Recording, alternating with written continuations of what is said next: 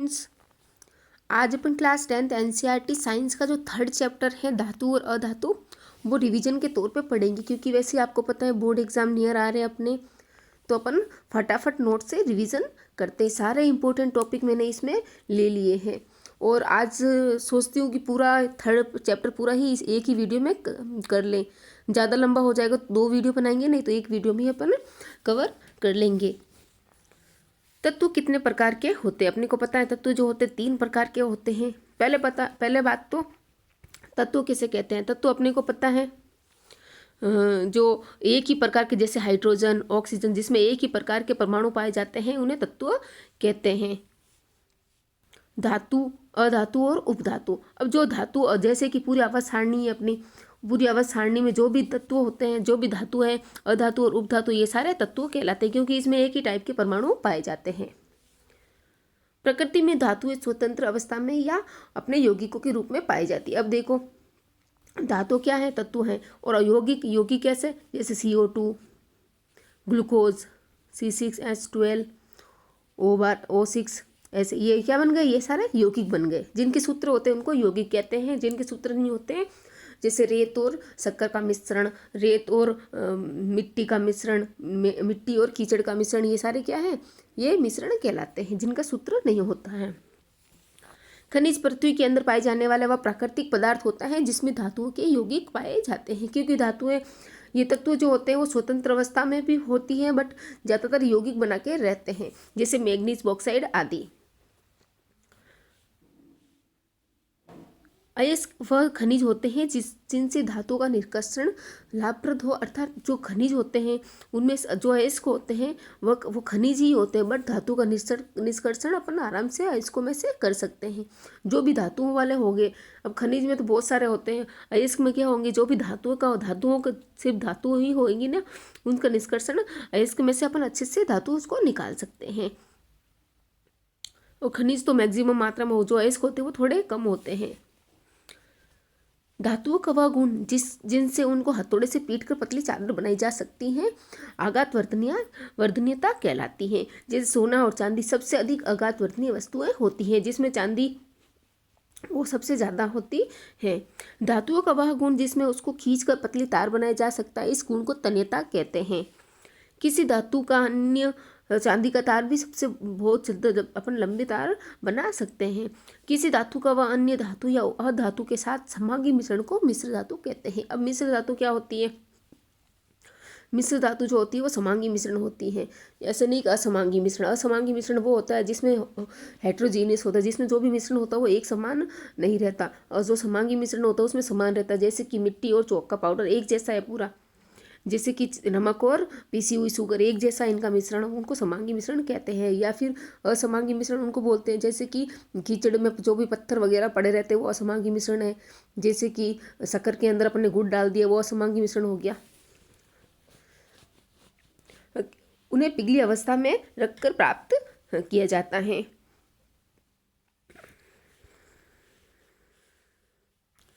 जो मिश्र धातु होती है वो 2 धातुओं का मिश्रण होती है। पृथ्वी से प्राप्त खनिज अयस्कों में, जो भी अयस्क होते हैं पृथ्वी जो अपन से प्राप्त होते हैं, उनमें मिट्टी, रेत आदि कई अशुद्धियाँ पाई जाती है, उन्हें गैंग कहते हैं। अब ये भी क्वेश्चन आ सकता है कि गैंग क्या होती है? जो अशुद्धियाँ होती है अयस्कों में पाई जाने वाली, उनको गैंग कहते हैं। अब है कि किसी धातु पर जस्ता लेपन की प्रक्रिया को जस्तीकरण या गैल्वेनीकरण कहते हैं, अपने को पता है। अयस्क से धातु का निष्कर्षण अथवा उसका परिष्करण मतलब उसको शुद्ध करना, कर उपयोगी बनाने का प्रक्रम को धातुकर्म कहते हैं। धातुकर्म मतलब कोई भी अयस्क में से अपन ने धातु को निकाल लिया, अपन को प्योर धातु मिल गई, उसको धातुकर्म, उस प्रोसेस को धातुकर्म कहते हैं। धातु जो होती है वो तन्य होती है, अर्थात उसको खींच सकते हैं। आघात वर्तनीय मतलब कितना भी उस पर घात कर दो, पतली पतली उसको चादर बना सकते हैं। और चमकीली होती हैं और ऊष्मा की चालक होती हैं और विद्युत की भी चालक होती हैं। पारा के अलावा सभी धातुएं कमरे के ताप पर ठोस होती है। जो पारा होता है वो कमरे के ताप पर द्रव होता है। जो धातुएं होती है वो धनात्मक तो कहलाते हैं, और ये जो धातुएं होती हैं, धातुएं तो धनात्मक तो कहलाती हैं, क्योंकि यह अधातुओं को इलेक्ट्रॉन देकर स्वयं धन आयन में बदल जाती है। अपने को पता है कोई तत्व है और एक इलेक्ट्रॉन देगा तो उसके ऊपर धन आयन आ जाता है, और जो इलेक्ट्रॉन लेता है उसके ऊपर ऋण आयन आ जाता है। और मैंने आपको ये भी बताए थे जो धातुओं के ये धातुओं के आयन होते हैं वो क्या होते हैं, नहीं धातुएं इलेक्ट्रॉन देके तो धनात्मक तत्व बनाती हैं, बट वो एक इनके ऑक्साइड होते हैं वो अम्लीय होते हैं।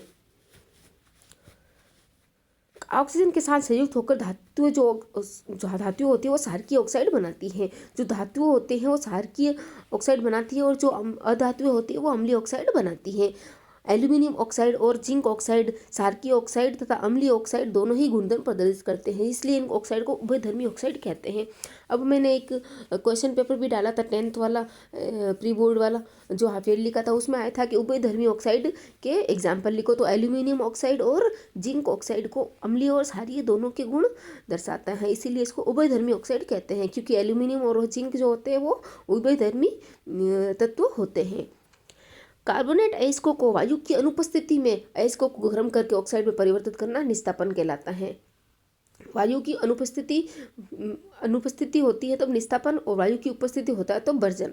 सल्फाइड अयस्कों को वायु की उपस्थिति में करते हैं तो भर्जन कहलाता है। देखो इन दोनों में एक तो कार्बोनेट होगा तब तो निस्तापन होगा और सल्फाइड होगा तो भर्जन होगा। देखो सल्फाइड का रिलेशन है भर्जन से और कार्बोनेट का रिलेशन है निस्तापन से, और जो निस्तापन होगा नी मतलब नो ऑक्सीजन, नो ऑक्सीजन की अनुपस्थिति में गर्म करते हैं निर्वात में। जल तथा तनु अम्लों के साथ विभिन्न धातुओं को अभिक्रियाशीलता भिन्न भिन्न होती है।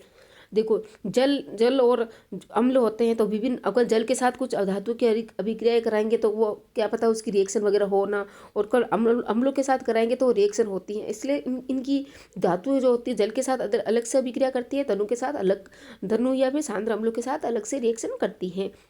जो प्राकृतिक रबड़ होता है उसको सल्फर के साथ गर्म किया जाता है तो इस प्रक्रिया को अपन वलनीकरण कहते हैं। ऐसा उनके गुणों में सुधार करने के लिए किया जाता है। जो प्राकृतिक रबड़ होता है वो इतना इरेज या फिर स्ट्रेचेबिलिटी या फिर इतना नहीं होता, इसीलिए उसको गर्म करके उसमें सल्फर मिला देते हैं, इसलिए उसमें और गुण आ जाते हैं, अपने उपयोगी ज़्यादा हो जाता है। अभिक्रियाशीलता के आधार पर अवरोही क्रम में व्यवस्थित सामान्य धातुओं की सूची को सक्रियता श्रेणी कहते हैं। अवरोही मतलब नीचे से ऊपर, और आरोही नीचे से ऊपर, अवरोही मतलब ऊपर से नीचे, अवरोही मतलब ऊपर से नीचे। जैसे कि सक्रिय श्रेणी कौन सी होती है, ऐसी होती है, ये वाली होती है कैल्शियम मैग्नीशियम, जिसमें जो अभिक्रियाशीलता होता है सबसे ज़्यादा अभिक्रियाशील होता है पोटेशियम, फिर होता है सोडियम, फिर होता है कैल्शियम, फिर होता है मैग्नीशियम, ऐसे ही और आते हैं, फिर आयरन होएगा, फिर सबसे नीचे होगा हाइड्रोजन, लेड वगैरह सब इसमें आते हैं। तो जो अभिक्रियाशीलता ये श्रेणी होती है, इस श्रेणी को अपन अवरोही क्रम है ये, क्योंकि सबसे ऊपर इसमें सबसे ज़्यादा है, फिर कम फिर कम फिर कम, सबसे कम अभिक्रियाशील हाइड्रोजन होता है और सबसे ज़्यादा अभिक्रियाशील पोटेशियम होता है, तो इसको अपन सक्रियता श्रेणी कहते हैं। सक्रियता श्रेणी में हाइड्रोजन के ऊपर स्थित धातु तनु अम्ल से हाइड्रोजन को विस्थापित कर देती है। क्यों हाइड्रोजन को विस्थापित करेगी अपने को पता है, क्योंकि हाइड्रोजन सबसे कम अभिक्रियाशील है और जो अभिक्रियाशील ज़्यादा होगी वो हाइड्रोजन को विस्थापित करके उसकी जगह आ जाएगी। अधिक अभिक्रियाशील धातु अपने से कम अभिक्रियाशील धातुओं को लवण विलयन बनाने के लिए अपने उसमें विस्थापित कर देती है। अब अपने को पता है सोडियम और पोटेशियम होगा, तो अपने को पता है जो पोटेशियम होगा वो सोडियम को विस्थापित करके सोडियम की जगह आ जाएगा। जैसे ये NaCl होता है, NaCl है और एक है KCl। अब इनमें होगा तो क्या करेगा, ये KCl होगा, वो इधर रिएक्ट करके इधर आ जाएगा, KCl इधर बना लेगा, या Ki होगा, कुछ KBr होगा, तो ये क्या करेगा, K जो होगा सोडियम को विस्थापित करके खुद आ जाएगा और KCl बन जाएगा। क्यों, क्योंकि कैल्शियम जो है सोडियम से ज़्यादा अभिक्रियाशील है इस सक्रियता श्रेणी में। दो या दो से अधिक धातुएं या फिर एक धातु या एक अधातु के समांगी मिश्रण को मिश्र धातु कहते हैं। लंबे समय तक आर्द्र वायु के संपर्क में रहने से लोहा, आर्द्र मतलब जल वाष्प, थोड़ी जल की मात्रा होती है, लोहा जैसे कई धातुएं की सतह संक्षारित हो जाती है अर्थात सड़ने लगती है। इस परिघटना को संक्षारण कहते हैं। ये किस कारण वजह से होती है, ऑक्सीकरण की वजह से। अधातुओं के गुणधर्म धातु की विपरीत होते हैं, ये ना तो अघातवर्तनीय होते ना ही तन्य होते, अर्थात ना तो उसको खींच सकते ना ही उनको पीट सकते हैं। ये ज़्यादातर द्रव्य होती हैं और जो धातुएं होती हैं वो ज़्यादातर सॉलिड होती हैं। ग्रेफाइट के अलावा सभी अधातुएं उष्मा और विद्युत की कुचालक होती हैं। ग्रेफाइट विद्युत का चालक होता है, जो ग्रेफाइट होता है वो विद्युत का चालक होता है, और बाकी सारी जो होती है ये विद्युत और उष्मा का चालक ग्रेफाइट होता है। बाकी सारी अधातुएं जैसे कार्बन, नाइट्रोजन, ऑक्सीजन, ये सारे क्या होती है, ये कुचालक होती हैं। अधातुएं विद्युत ऋणात्मक तत्व होती हैं क्योंकि धातुओं के साथ ये अभिक्रिया करके इलेक्ट्रॉन ग्रहण करती है। धातुओं के साथ धातु और अधातु अभिक्रिया करेंगे तो क्या करेंगे, जो धातु होगी वो इलेक्ट्रॉन दे देगी तो इसके ऊपर प्लस आ जाएगा, और जो इलेक्ट्रॉन ले लेता है उसके ऊपर ऋणात्मक आ जाता है, इसलिए विद्युत ऋणात्मक तत्व अधातुएं कहलाती हैं। अपने को पता है जो इलेक्ट्रॉन देता है धनात्मक तत्व के बन जाता है वो, और जो इलेक्ट्रॉन लेता है वो ऋणात्मक तत्व बन जाता है। अधातुएं ऑक्साइड बनाती हैं जो अम्लीय या फिर उदासीन प्रकृति की होती हैं। जो मैंने आपको बताया था अभी ये अपना एल्यूमिनियम और जिंक, ये बहुत इंपॉर्टेंट है क्योंकि ये उभयधर्मी ऑक्साइड बनाते हैं। अधातुएं तनु अम्लों में से हाइड्रोजन को विस्थापित नहीं करती, यह हाइड्रोजन के साथ अभिक्रिया करके हाइड्राइड बनाती हैं। जो अधातुएं होती हैं, अधातुएं कौन सी होती है अपने को पता है, ये कार्बन, नाइट्रोजन, ऑक्सीजन, ये जो होती है वो अधातुएं होती हैं। ये क्या करती है, तनु अम्ल से अभिक्रिया करके हाइड्रोजन को विस्थापित नहीं करती, ये हाइड्रोजन के साथ हाइड्राइड बनाती हैं। क्योंकि ये तो अधातु है, ये कोई सक्रियता श्रेणी में तो है नहीं। जो सक्रियता श्रेणी में होती है उसमें अपन देखते हैं कि जो ज़्यादा सक्रिय है वो कम सक्रिय तत्वों को विस्थापित कर देता है। जो अम्ल जो अधातु होती है वो सारे हाइड्रोजन को विस्थापित नहीं कर पाती, और क्योंकि ये तो ये हाइड्रोजन से भी नीचे है, हाइड्रोजन से भी कम इनकी सक्रियता श्रेणी है, इसलिए ये इनके साथ क्या करती है, हाइड्राइड बनाती हैं। सोडियम और पोटेशियम दो ऐसी धातु हैं जिनको चाकू से काटा जा सकता है। गैलियम और सीजियम बहुत इंपॉर्टेंट है फ्रेंड्स, ये देख लेना आप। गैलियम और सीजियम ऐसी दो धातुएं होती हैं जिनको हथेली पर रखते ही पिघल जाती हैं, क्योंकि ये थोड़ी सी भी गर्मी सहन नहीं करती। जो हथेली की गर्मी होती है उससे भी वो पिघल जाती है। धातुओं के ऑक्साइड की प्रकृति क्षारीय होती है, बहुत इंपॉर्टेंट है। इनके ऑक्साइड बनते हैं वो क्षारीय बनते हैं, और अधातु के ऑक्साइड की प्रकृति अम्लीय होती है। अधातु के ऑक्साइड की प्रकृति मतलब कार्बन है, अधातु है, ये ऑक्सीजन से क्रिया करके CO2 बनाएगा। जो CO2 होगी इसकी प्रकृति क्या होगी, अम्लीय होगी। इसकी प्रकृति क्या होगी, अम्लीय होगी। ये अम्ल की टाइप में काम करेगा। कैल्शियम ठंडे जल में तैरने लगता है जबकि मैग्नीशियम गर्म जल में तैरता है, बहुत इंपॉर्टेंट है ये लाइन। कैल्शियम जो होता है वो ठंडे जल में तैरता है, और मैग्नीशियम जो होता है वो गर्म जल में तैरता है।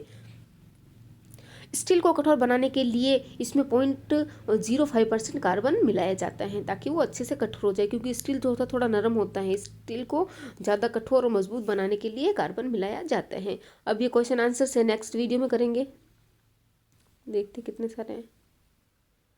और ये देखो ये एक्स्ट्रा क्वेश्चंस है, ये यहाँ से पूरे एक्स्ट्रा क्वेश्चंस लिए गए, और बुक्स के भी पूरे जो पीछे वाले हैं वो इंक्लूड कर लिए हैं। जो अपने एक्सरसाइज दिए हुए बुक के अंदर जिसके आंसर्स नहीं दिए हुए होते वो भी मैंने इसमें नोट्स में इंक्लूड कर लिए हैं।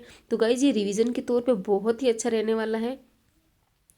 तो मैं एग्जाम से पहले पहले साइंस के सारा आपके इस नोट्स से रिवीजन करा दूंगी।